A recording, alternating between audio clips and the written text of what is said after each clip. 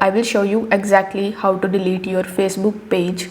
So in order to do it, first of all, you need to launch your Facebook mobile application in your Facebook app. Then you need to simply log in into your account. Now while you log in, you must be using your own profile in order to access to all the features of Facebook. But you need to switch to the page profile so that you could get the delete options here. So in order to access that, simply tap on the three lines in the top right hand corner. Here you will see the list of all of the pages that you have created.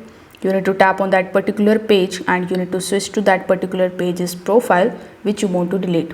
For example, let's say I want to delete this particular page, so I have selected this one. Now tap on the three lines in the top right hand corner of the screen, then go to the settings of your page. In your settings, you need to just scroll down and keep on scrolling down until you find the in your information section. In your information section, you need to tap on the option of access and control. Now as soon as you tap on the access and control, you will see this page where you can basically deactivate your page, unpublish your page and permanently delete your page. So if you want to deactivate, you can definitely do that, and it is gonna be temporarily delete or deactivate your account.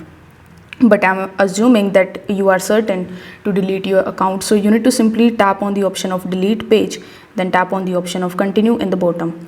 Afterwards, you need to select the reason why you are actually deleting your page. So you can select any of the options that is given over here, then tap on the continue in the bottom.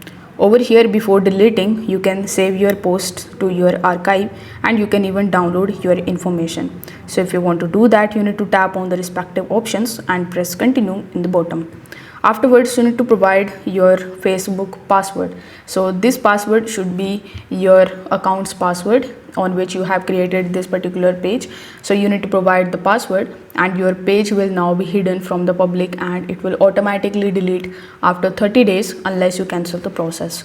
So if this video helped you out, make sure that you like this video and subscribe to the channel